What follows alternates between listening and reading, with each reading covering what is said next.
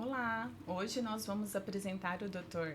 Carlos Del Roy e falar sobre um tema muito interessante que é a vagina larga após o parto, apresentado por nós da Babystar. Eu, a doutora Karina Pontes e a doutora Maria Elisa, apresentamos o podcast Virou a Lua, onde vocês podem assistir tanto no Spotify quanto no YouTube. Fiquem até o final e vamos falar desse tema bem picante, vamos dizer assim. Dr. Del Roy, seja muito bem-vindo. Muito obrigado pelo convite. E eu gostaria que o senhor se apresentasse um pouquinho e falasse um pouco da sua vivência e o que você faz, quais são os seus títulos, o que você faz da vida pra gente. Bom, obrigado, Karina e Elisa, pelo convite. Sempre bom estar com vocês. Eu estudo o tema faz praticamente 35 anos, né? Eu sou ginecologista, obstetra, sou mastologista. Fiz doutorado na Escola Paulista em uroginecologia. Sou um dos responsáveis pela uroginecologia lá do Hospital Ipiranga. Sou docente da Uninove, trabalho como médico professor na Faculdade de Medicina do ABC, na uroginecologia. E tenho 2 serviços privados de uroginecologia em hospitais privados. Eu tenho um pouco de experiência com o assunto, sim, é uma coisa que eu gosto bastante de falar. Então, ou seja, a gente trouxe a pessoa certa para falar do tema para vocês. Doutor, conta pra gente, algumas pacientes, elas têm uma preocupação enorme em relação ao tipo de parto e as consequências em relação a esse parto. Uma das principais queixas é a vagina larga, a incontinência urinária após o parto. Isso existe? Existe, é muito frequente, né? Ainda hoje de manhã falava com os nossos residentes, Karina, sobre o assunto, né? E a mulher atual, ela está vivendo um grande dilema, porque se ela dá à luz de parto normal e ela não fizer toda a jornada do paciente, ela tem uma chance em 3 acima de 45 anos de ter incontinência urinária, que é o maior problema de saúde pública do mundo. Nos Estados Unidos se gasta 2 bilhões de dólares para tratar isso. O Reino Unido, 600 milhões de libras. Mas caso ela faça a opção por um parto cesariana, ela vai ter até 70% de chance de ter istimocele. Olha que dilema que vocês estão vivendo, né? Então, tudo isso que você perguntou é uma realidade e realmente faz parte do que pensam as mulheres atualmente sobre o assunto, né?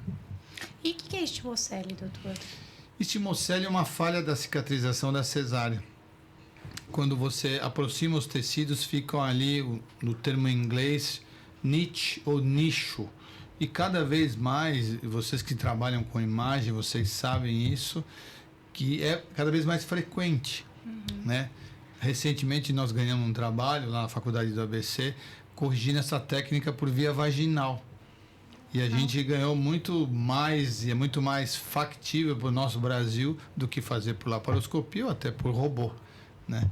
E com o auxílio do estereoscópio é uma coisa que a gente corrige. Já o outro tema é um pouquinho mais complicado, né?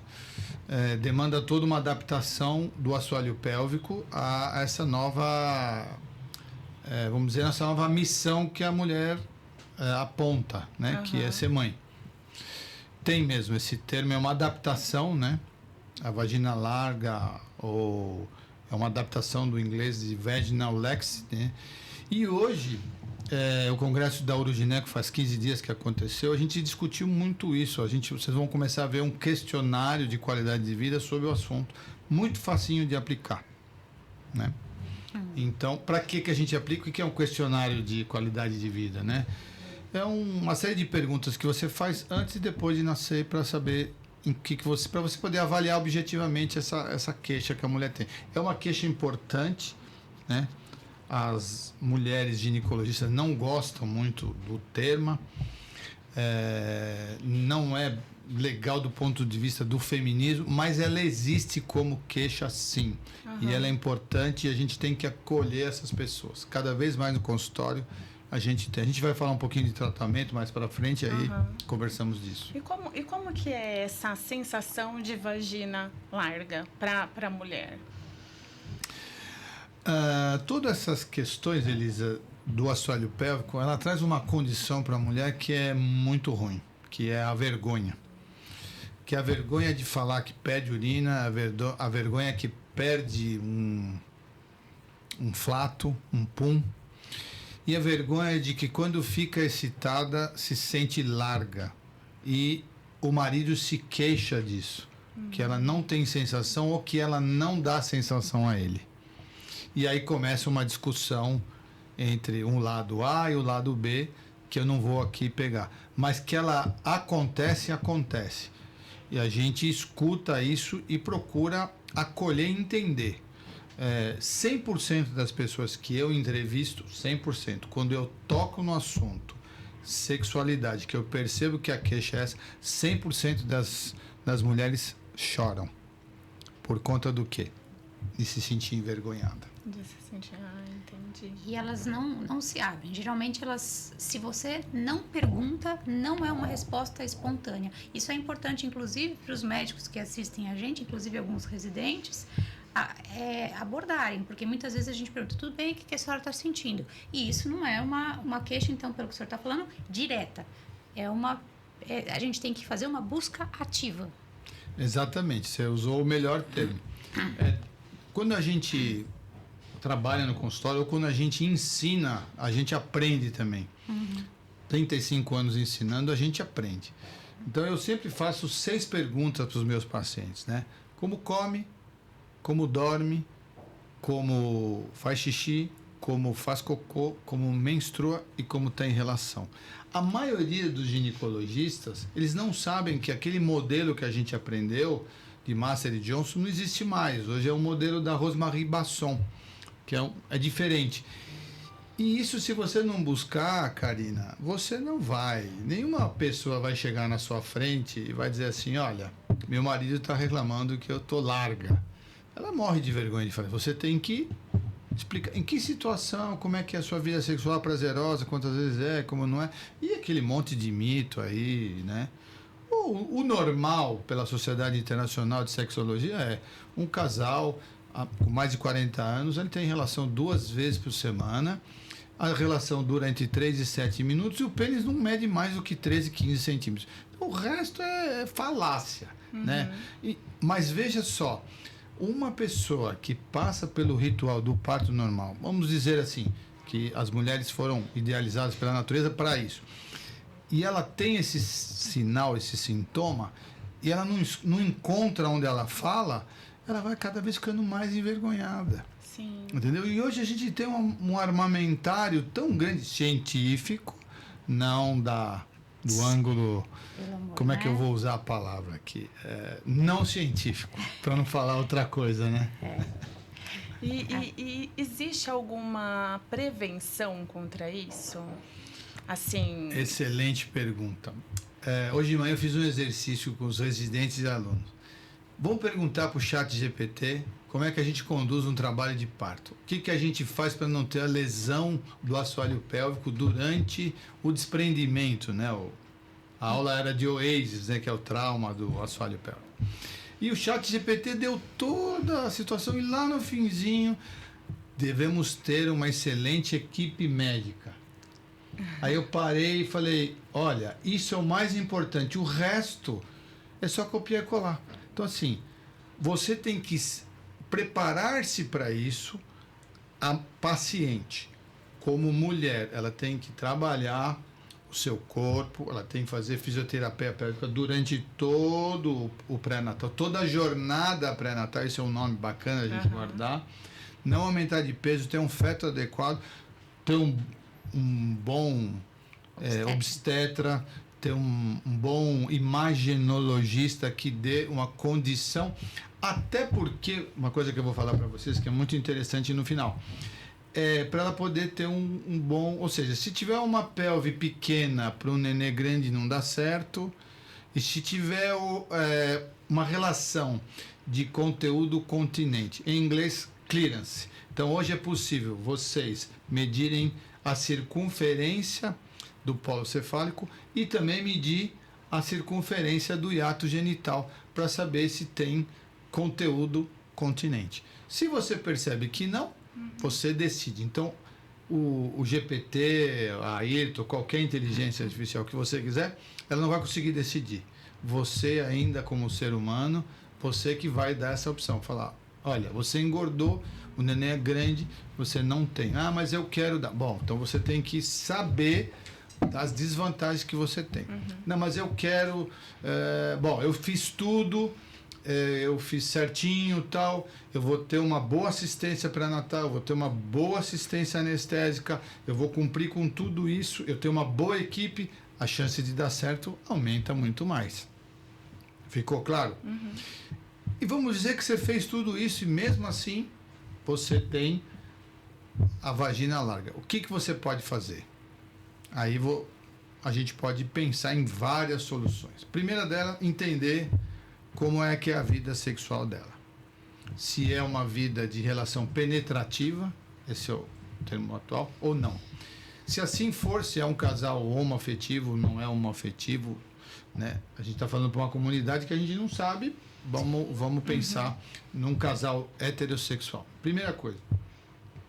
Nos primeiros meses do parto, vamos chamar aí 4, 6 semanas, ainda não vai ter vontade de namorar porque a prolactina vai estar lá em cima.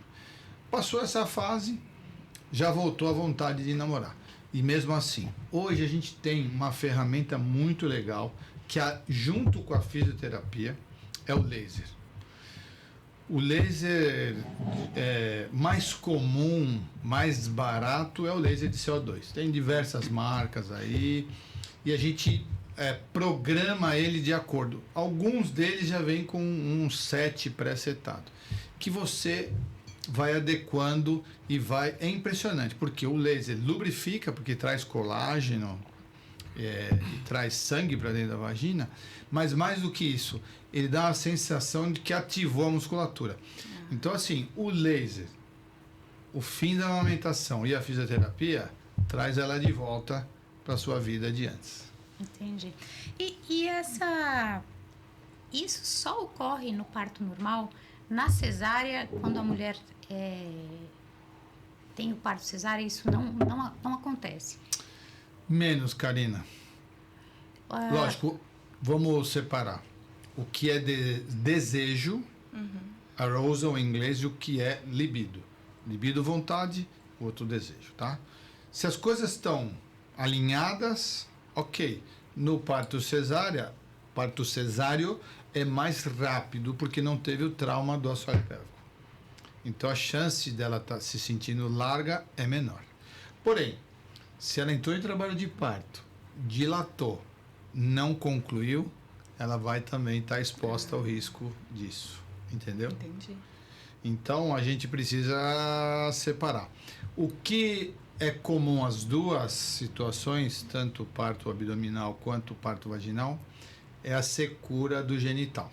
Olha, eu ia perguntar exatamente isso, se tinha essa relação de vagina larga com essa sensação de vagina seca. Você já imaginou que prejuízo para a vida da mulher ter vagina seca e ao mesmo tempo larga? Quer dizer, ela não tem lubrificação nenhuma.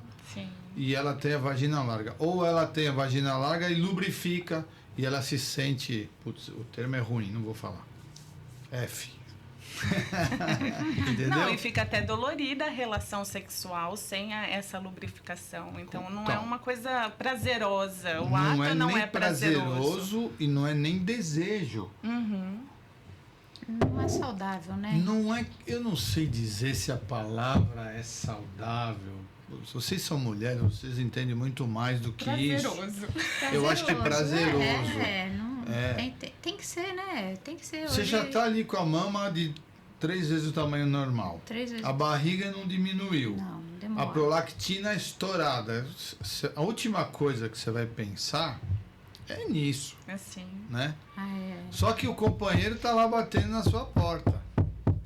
Olha só que legal.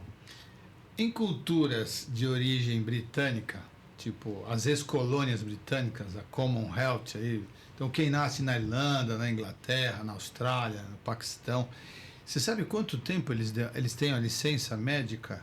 Quase 1 ano. Elas demoram, em média, entre 18 e 24 meses para voltar a ter relação penetrativa. Ah, fala, como é que você sabe isso? Não é só porque a gente estuda, é porque a gente recebe no consultório mulheres que casaram com indivíduos de origem britânica, anglicana, e vão morar na Austrália, vão morar na Inglaterra, aí dão a luz lá. Aí a mãe é brasileira. E aí a mãe olha e fala, mas o que está acontecendo com você? Você não voltou? Se fosse seu pai, já tinha batido na sua porta. Aí Exatamente. traz para eu ver. Aí você olha e fala, meu Deus do céu, o que aconteceu? Assim, a gente tem uma sensação de que a gente é um povo ignorante com relação ao mundo. Não. O lado ruim é o que a gente é o povo que mais faz cesárea no mundo. O lado bom é o povo que mais faz cesárea bem feita no mundo.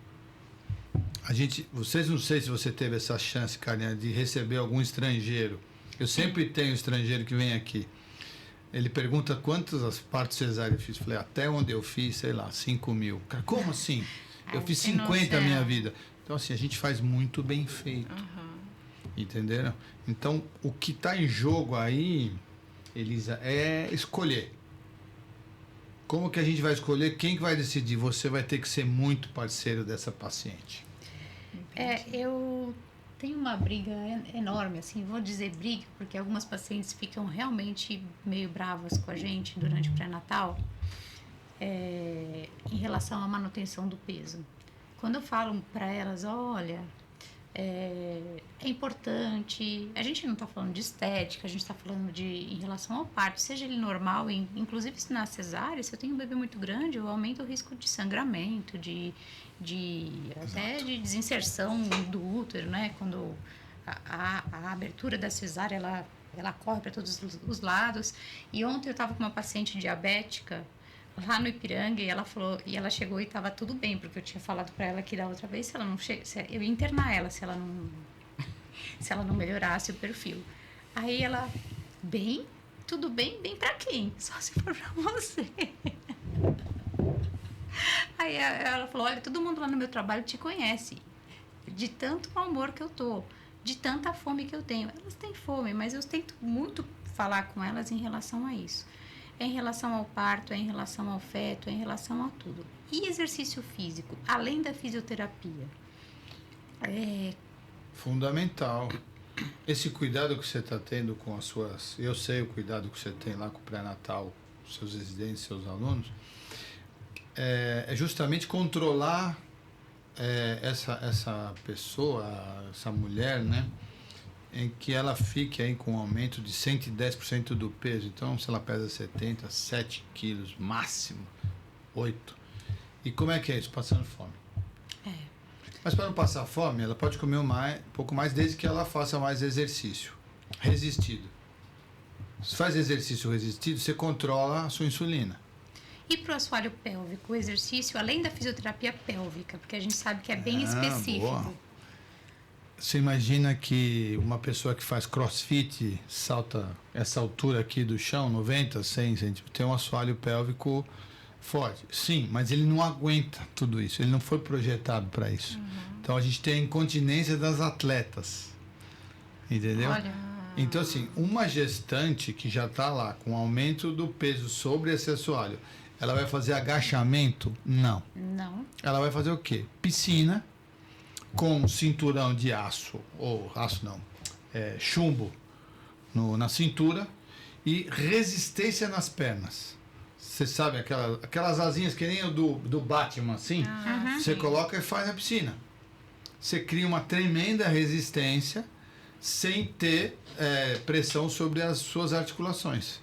E sem ter Esse é o exercício número 1. Por quê? Você vai estar aumentando sua frequência cardíaca em níveis controlados. E aí você vai ter uma dieta orientada, bacana. Você não vai aumentar de peso e você não vai estar prejudicando o seu solo pélvico. Então, alto impacto e exercícios que aumentam a pressão abdominal pélvica seriam prejudiciais. Das atletas quem mais tem incontinência? São as saltadoras, voleibolistas, basquetebolistas, handebolistas e as tenistas. Porque você salta quando você decola, quando você aterriza, o chão devolve para o assoalho pélvico, lei de Newton, a mesmo impacto. E ele não está preparado, entendeu? E deixa eu voltar só um pouquinho, só para esclarecer para o público, né, que vai assistir o nosso podcast. É qualquer fisioterapeuta que faz essa melhora do assoalho pélvico? É específico? Onde que elas podem procurar para fazer essa prevenção? Olha, Elisa, essa é uma excelente pergunta. Tem que ser alguém especializado em assoalho pélvico, porque tem uma série de exercícios e tem uma série de instrumentos que causam corrente que pode ajudar. Existe, eu devia ter trazido, um instrumentozinho que chama Elvier. Ele parece um ovinho de codorna, assim. E ele, na verdade, ele é uma corrente que você coloca dentro da vagina. Se é seu, ok. Se não, você protege com preservativo, coloca. Com o aplicativo de celular, você dá a corrente. E aí você está trabalhando lá de tempo, deu um tempinho, ele ajuda a fazer uma contração sustentada, que tem que ser uma sustentada curta e uma de baixa impedância longa, e vai alternando com isso. Então, assim, o fisioterapeuta pélvico, ele se usa muito disso, porque haja paciência, vai ficar tomando choque intravaginal durante a gravidez. A outra coisa que acontece na gravidez, que é a bexiga nervosa, que é a perda involuntária, é você estimular esse pontinho da bexiga, que é esse pontinho aqui, que é o tibial posterior. Você pode, com pontinho e tal, estimular, isso melhora muito a bexiga hiperativa e então, essas questões. Estimular com pontinho é acupuntura? Não.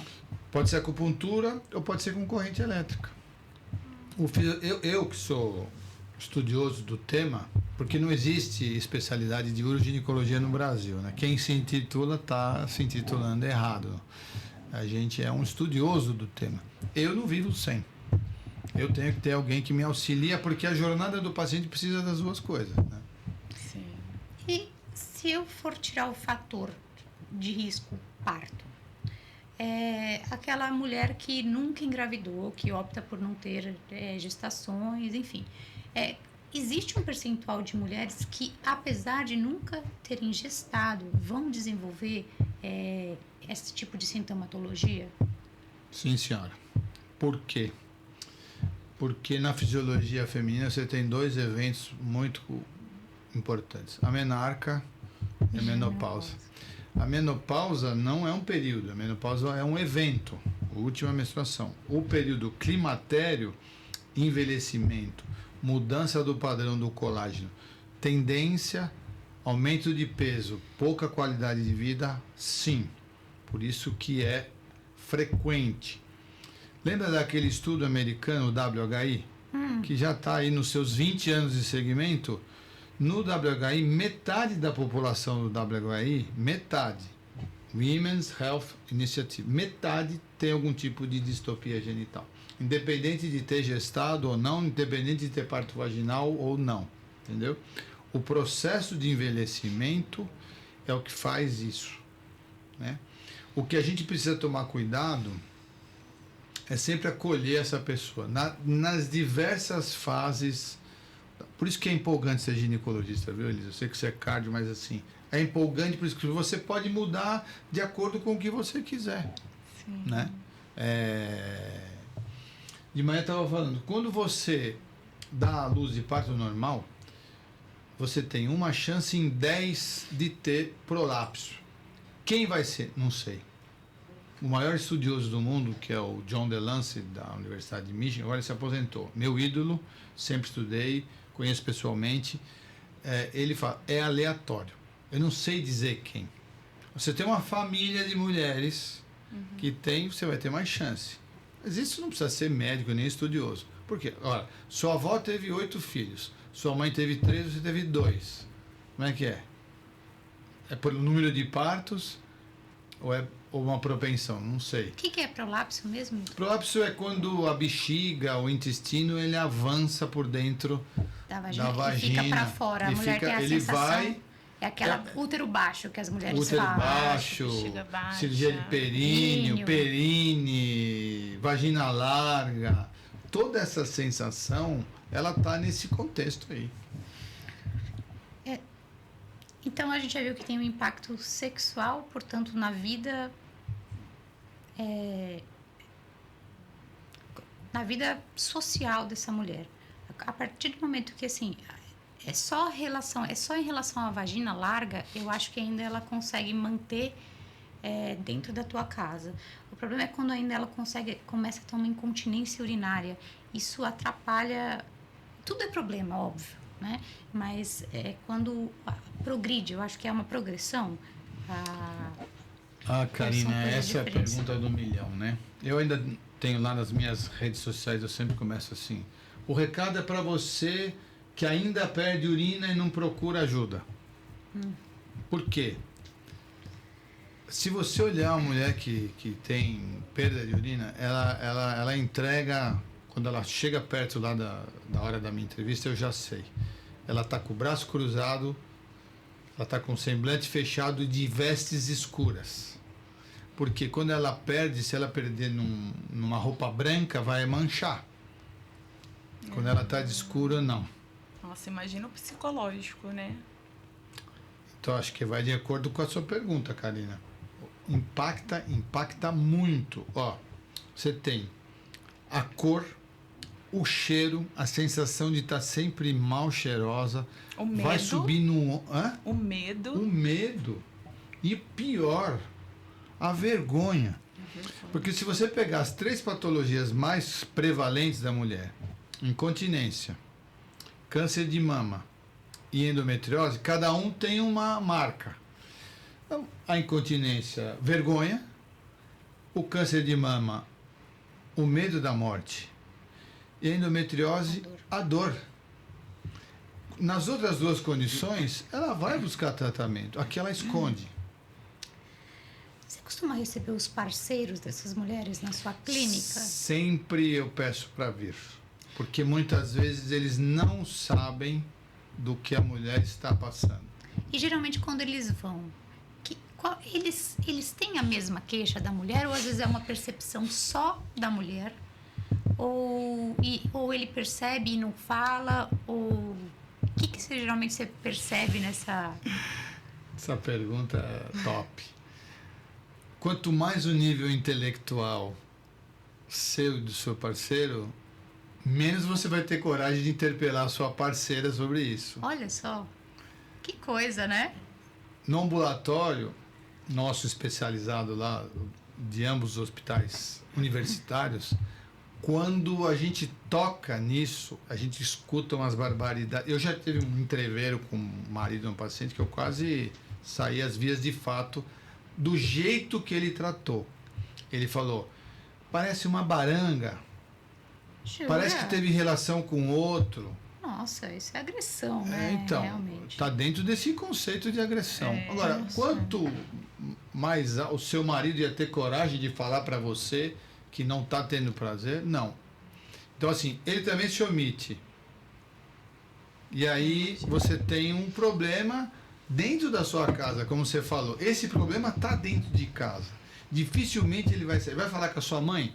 Mãe, eu estou tendo relação com meu marido e ele está achando que eu estou larga. Não vai falar. Você vai falar com quem? Com suas amigas. E as suas amigas, assim, metade vão mentir. Não, para mim tá tudo bem, porque eu estou usando o chip da beleza. Depois a gente falar disso. Testosterona até a tampa, eu estou transando loucamente. Mentira, não tá. E a outra metade vai abaixar a cabeça e olhar para a esquerda, já entregou com o olho. Tem problema sim. Muita gente tem. Então é um problema prevalente de um tanto, gente. Vocês não têm ideia. E eles, quando vão no consultório, eles abrem o jogo. Quando vão... Depende. Veja. Depende. Se vem o casal junto, na primeiro momento, quando vou abordar, eu evito de abordar com ele. Eu tenho uma parede no consultório em que o marido ele escuta, mas ele não vê. Então eu faço o exame. Quando ela permite, ele vem. Entendeu? Essa foi uma ideia que eu tive, uma psicóloga. A segunda coisa, normalmente eu interpelo na segunda consulta, quando eu já tenho a confiança do paciente, e aí a gente coloca. O senhor está entendendo que a sua esposa não está feliz? Não é com o senhor, não é com o seu desempenho, porque o desempenho tem a ver com a virilidade, né? O homem tem 2 problemas, né? Dinheiro e o botão que liga ele desliga, né? O resto ele não tem. Se ele tiver com os 2 bem, tá tudo certo. Nosso marido sabe bem dinheiro. Nossa senhora. A gente não vamos falar de E do dinheiro botão. aqui, não. E do botão de liga e desliga. É. Entendeu? Então quando você vai abordar, o cara assusta. Mas você nunca me falou nada. Pois é, porque você também nunca perguntou. Entendeu? Ah, doutor, eu sinto sim que quando a gente fica muito excitado, fica muito lubrificado, e eu falo, não vai falar. Deixa que eu falo.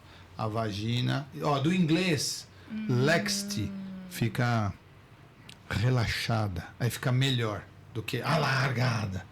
Então, né? Relaxado. O cara, isso parece um túnel. Nas brincadeirinhas masculinas, né? Dá pra gritar, alô, tem eco. Não, da brincadeira chata, né? Porém, mas aí muda o contexto, porque daí vem a condição do tratamento. Aí ele me ajuda a aprovar o tratamento para ela, que no primeiro momento é a laser terapia, depois provavelmente vai ser cirúrgico. O tratamento adequado disso aí. Então, mas a cirurgia nem sempre é necessária. A gente consegue melhorar. Melhora, Karina, mas na maioria das vezes sim. E antes disso, para todo mundo ficar sabendo, o laser pode ser feito no consultório? O laser é do consultório. O laser é de consultório. Infelizmente é caro. Por quê? Porque a máquina custa caro, toda a dinâmica dele, mas ele traz um resultado tão incrível, Elisa, tão incrível, que a gente até se assusta. Precisa de anestesia para dar o laser? Para fazer o laser? Olha, no começo, quando eu fazia no consultório, eu não anestesiava. Aí fiz na minha esposa. Ela vai me matar. Aí ela falou, você vai fazer anestesia, não sei o quê. E aí a gente... Bom, mas não está doendo, dentro da vagina não dói. Na verdade, a gente precisa tomar cuidado com o spray, porque como o spray é 10%, intoxica. Então a gente passa pouco dentro e usa bastante fora. Usa peremptoriamente. Ela vem para casa, uma fórmulazinha. Posso falar a fórmula? Pode. Lidocaína com tetracaína, forma de gel. Passa na vulva toda e filma com papel filme. Sabe aquele? Sim. E deixa ali 2 horas antes. E aí você faz o tratamento intra e fora. Melhora muito. Aí você pode clarear a vagina, vulva, pode fazer um monte de coisa. Existe esse apelo. Mas não, veja, é diferente de você estar falando de outras coisas que andam fazendo por aí sem ter comprovação nenhuma. Uma coisa é você fazer um clareamento, porque ao longo dos anos a vulva vai ficando mais escura, como o mamilo também. Entendeu? Mesmo as mulheres de pele clara. Os americanos são mais aficionados nisso porque eles são mais ligados no sexo oral, menos no penetrativo. Os latinos são mais no penetrativo. Então, assim, muitas vezes não olha tanto, não dá tanta bola. Mas as mulheres começaram a se tocar disso, entendeu? Por quê? Porque ninguém falava, trata de forma absurdamente pejorativa, né? Trata de... A gente fala, mas eu não gosto de perereca, de pepeca, coisa que eu... Não, vulva. Vulva. E se você olhar nas pinturas do mundo, você vai ver que a forma mais retratada é a vulva. Vocês já perceberam isso? Sim. As flores em forma de vulva. E são todas bonitas. Então como é que você vai se olhar? Eu falo para as pacientes, eu estou olhando aqui as minhas entrevistadoras com o cabelo perfeito. O cabelo tem a ver com a vulva. Porque se você trata o cabelo, você tem que tratar dela também. Entendeu? Sim, atualmente a mulher ela tem uma longevidade sexual muito... Opa! Ela tá com 90 anos, tá tendo relação. Papai e mamãe. Exato. E o que antigamente não era aceitável. Hoje em dia é o contrário que não é aceitável. A gente tem que ter uma vida boa, saudável e ativa até o final. Então, mas isso é um conceito católico, que o sexo é sujo. E não é. Aumenta o sono, aumenta a longevidade e é a única forma em que você tem intimidade com outra pessoa, seja A ou B. E vai passando a idade, vai diminuindo todo o estresse do dia a dia. Parece que... Bem mais gostoso. Isso, eu acho que com a idade ainda vai aumentando mais ainda essa procura. É. Né? O desejo vai mudando. Porque forma, você já né? não tem mais Hormônios. 30, 40 anos. Hormônios. Não, você tem outras coisas para pensar. Não, tem outras coisas para pensar, mas eu acho que a qualidade A qualidade. muda. Eu acho que é diferente. Eu acho melhor. Depois, eu acho Quando que você chegar a lá, maturidade traz... quando vocês chegarem lá, eu te conto. Eu já tô lá. É legal, é legal. É gostoso. A parceria é sempre o mais importante. Eu acho que isso que é legal. É isso que eu ia chegar no ponto. Eu acho que a importância de você conversar com seu parceiro, sua parceira, em relação a como tá, como você está se sentindo, eu acho que é a coisa mais importante que tem, porque de repente você está parando de procurar o outro ou está evitando o seu parceiro, sua parceira, por uma questão que às vezes não é nem uma questão dele, é uma questão sua, e às vezes é uma questão dos dois. E hoje temos tantos tratamentos, tantas opções que pode ajudar, né? Colocação perfeita. Por isso que o companheiro ou companheira tem que ir escutar o discurso sobre o assunto. Mas você tocou num ponto, não sei que horas, em algum momento, em que a gente não treina os nossos alunos residentes para isso. A gente até tem lá no nosso hospital uma pessoa especializadíssima nisso, ela é ótima. Eu aprendi muito, esses anos que eu fiquei na universidade, 20 anos, esse é o bom da universidade, se era isso que você queria saber. Você vai para a reunião que tinha lá na quinta-feira, às 10 horas da manhã, as 10 primeiras fileiras é só professor, doutor. Então você tem vários assuntos. É isso que está impactando vocês, eu sei. E é isso que você aprende. Mas aí, a hora que você aprendeu a metodologia, você aprende a estudar sozinho. E aí você vai traduzindo isso para a sua vida. Então, você usou uma coisa que eu não tinha me tocado. O que é dentro de casa e o que é fora de casa. Esse é um assunto para discutir dentro de casa. O seu parceiro, sua parceira. Sim. Né? Não está legal, não estou bem, eu tô te evitando porque eu estou me sentindo larga, pelo amor de Deus. Não sei se o termo é esse, mas uma hora vai aparecer um termo... No grupo que eu participava da sociedade brasileira, eram só mulheres, era um matriarcado. Nós éramos 2 homens. Falava esse termo, nossa, queriam matar. Até que nesse congresso, o professor da Unicamp, o Luiz Brito, que é uma sumidade, ele tocou no assunto. Por quê? Porque ele validou um questionário internacional para o tema. Entendeu? Que é esse sistema de avaliação indireta. Eu não posso deixar de concordar que, assim, falar em vagina larga não é pejorativo. Mas é como as pacientes acabam chegando pra gente. Não são todas as pacientes que têm uma terminologia mais rebuscada. Ou que sabem do inglês. Mas não deixa de ser pejorativo. Né? É pejorativo. Acho que até o termo deixa envergonhada de falar, né? De falar. Então... Não sei se vagina larga, acho que alargada seria melhor do que larga. Ou frouxa. Ou difícil, né? Conteúdo. Então, assim, você difícil falou. achar um termo. Talvez uma vagina disfuncional. Mas aí também não vai entender, não vai Karina. entender. É complicado. Tem coisa que a gente percebe, né? Que não por exemplo, é como você falar o cego e que a gente não deve falar cego, deficiente visual. Isso. Então, são termos que a gente tem que encontrar um melhor.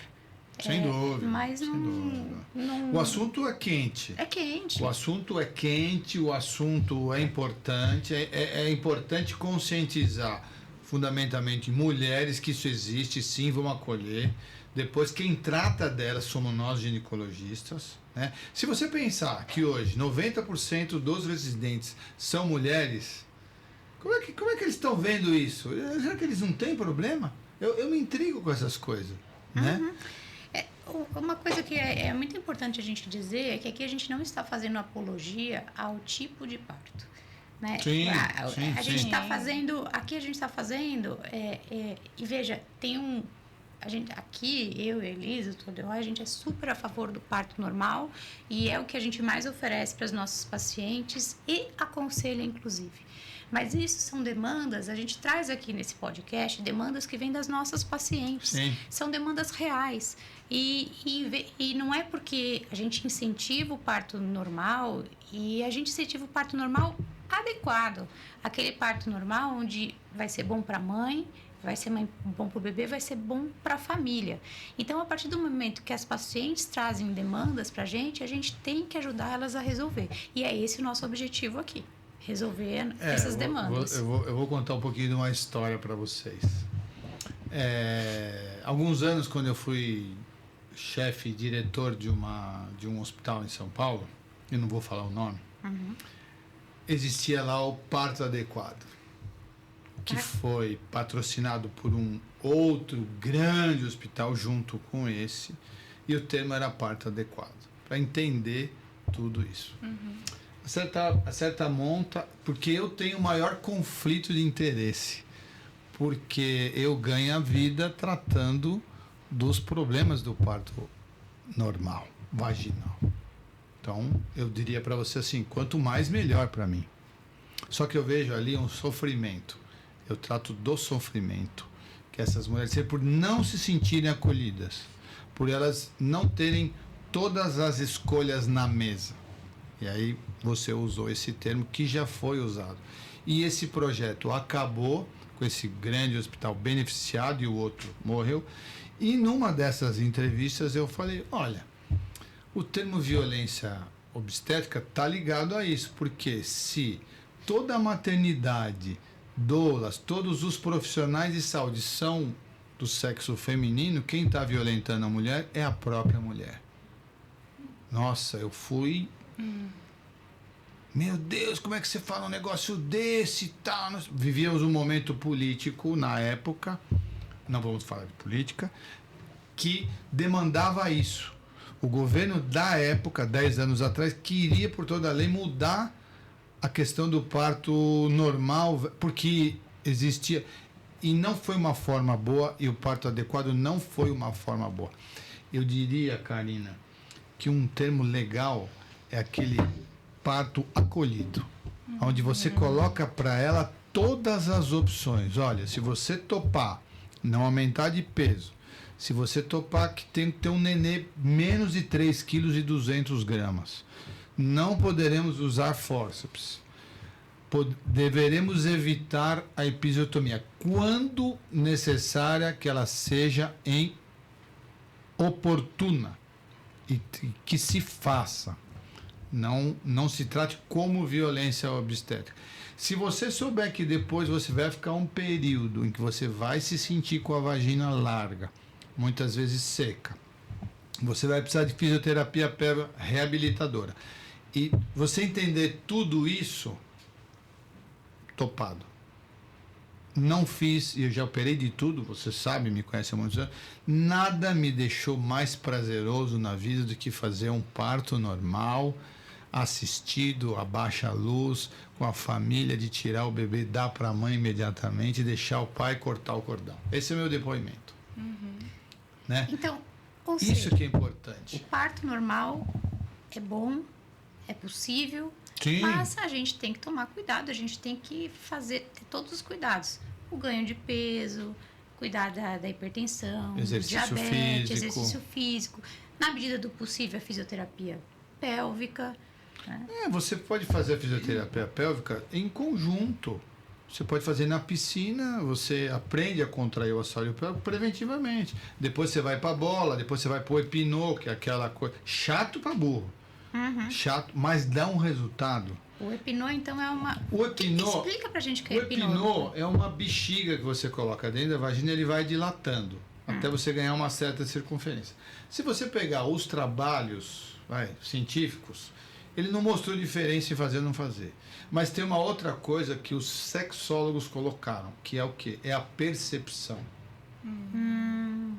Entendeu? É o ganho de relaxamento que ele dá. Então, assim, muitas vezes o método que você usou para avaliar, você não acertou. Então, tem lá aquelas... A gente que usa...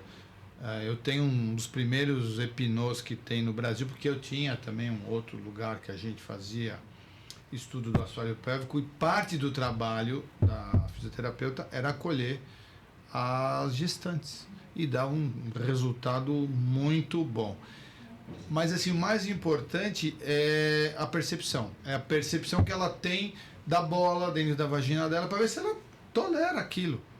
Entendi. Então, tolerar, como é que ela vai dar luz de parto normal? Na primeira contração, o médico olha para a cara dela e fala assim... Minha cara já diz tudo, né? Cesárea. Não. Você também tem que escolher, Karina, você sabe disso, uma pessoa que está apaixonada pelo tema. Eu falo para os residentes, tem que ter 3 coisas: paixão, sofrimento e paciência. Se você não tiver paciência, se você não tiver sofrimento, se você não tiver paixão pelo que você faz, não adianta. Não, isso é verdade. Mas a gente tem muita gente que assiste a gente que não tem as condições da gente estar fazendo a isso é um fisioterapia problema. pélvica, de estar comprando um epinô, ou mesmo alugando, né? Que eu acho meio problemático o aluguel desses tipos de O equipamento. aluguel, assim, é porque se você quer saber, ele custa aí, um original dinamarquês, custa na casa dos 300 euros. Isso é quase R$2.000. Não é passível para todo mundo. Não. Mas não assim, é. se você revesti-lo com preservativo, ou até com uma luva, ele não possível. entra em contato com o corpo humano. Em nenhum momento. E existe algum tipo de exercício que essas pacientes que não têm acesso a esses equipamentos ou a fisioterapia, que se eu falar de fisioterapia, elas ficam na fila há 2 anos, com 2 anos já está grávida de novo. imagina. Não, Existe algum tipo de exercício, além, óbvio, que a dieta a gente consegue orientar muito bem, apesar delas ficarem muito bravas com a gente, o exercício físico, que é, mesmo que não tenha uma ultra academia, uma caminhada no parque, uma caminhada ajuda muito. Existe alguma coisa que elas possam fazer? Olha, os exercícios de Kegel, que é aquele em que você contrai o assoalho pélvico sem tirar a força do abdômen, então você tem que ficar nessa situação. Você tira o peso do abdômen na ponta, separa a perna e contrai. Os homens fazem menos, as mulheres mais. Você contrai e solta quantas vezes você consegue. Sim, é possível. Tem algum site que elas conseguem Eu achar? não tenho de cabeça, mas assim, põe lá exercícios de Kegel. Kegel. Kegel. E com isso você tem muita informação na internet, certamente. Isso é importante. Mas assim, também ele não funciona tanto se não tiver orientado. Tem muita gente, talvez, nós somos de gerações diferentes, mas a geração que vai bem objetivamente com uma tela de computador e repetindo, eu acho que é excelente. A minha não vai. Eu preciso de fisioterapeuta que põe a mão e me pega no meu pé. Agora, acredito que existe informação muito boa, mas tem um detalhe: 80% da informação que está na internet sobre qualquer assunto, principalmente esse assunto, eu fui banca de um doutorado da Mariana, da Universidade Federal de Minas Gerais, a informação sobre o assunto, 80% das vezes é ruim. Então a gente tem que tomar cuidado em achar. Eu talvez procure, peço para a moça aqui, para a fisioterapeuta que trabalha comigo, depois eu coloco, vocês colocam no Babystar aí. Não, a gente Mas vai aqui é um deixar, grande serviço que vocês estão prestando à comunidade, diga-se de passagem. Bom, a gente poderia ficar falando do tema. É gostoso, né? Nossa, Você empolgou, né? Não, lógico, mesmo cardiologista, eu tava assim, nossa, não, foi muito a gente bom. passa, né? A gente passa pela gestação, Sim, como mulher e independente. São coisas evolutivas, né? Do dia a dia, que ocorre com todas as mulheres na jornada. Então, é uma saúde pública mesmo. É verdade. gostaríamos de agradecer Muito obrigado. demais a presença aqui. Espero tê-lo aqui novamente outras vezes. Gostaria de deixar o seu @ aqui pra gente. @Dr. Carlos Delroy, DELROY. Tá? A sua é do mesmo da clínica. É o mesmo, lá clicando lá abre todas as mídias sociais. Você tem, e na sua clínica você tem o laser. Na nossa clínica temos tudo. Temos o acolhimento todo. Fazemos o assoalho pélvico, ultrassom para o assoalho pélvico, que é decisor. Temos lá o aparelho de laser. Por quê? Porque às vezes chove em São Paulo, que nem hoje. Peguei trânsito, chegou aqui 5 minutos e tal. Se você marca não vai, lá, fica à disposição. A fisioterapia. A fisioterapia a gente tem também para recomendar, importantíssimo. Tem o convênio cobre, reembolsa.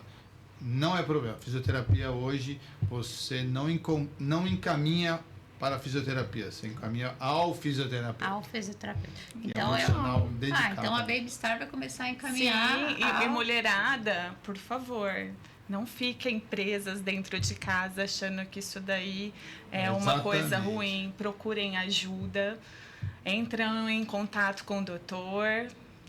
Ou com a gente, ou e a gente encaminha, lógico. Então, assim, o recado maior que eu acho que a gente tem que deixar aqui é: não sofram. Isso. Se estiverem sofrendo, procurem ajuda. Conversem com seu companheiro. E estaremos aqui para ajudar. Às ordens. Sempre. Certo? Bom, nos sigam nas redes sociais, no Instagram, babystar.usg, e no podcast e YouTube com Virou a Lua Babystar. E no Spotify, não podemos esquecer. Até a próxima. Tchau, tchau. Tchau, foi um prazer.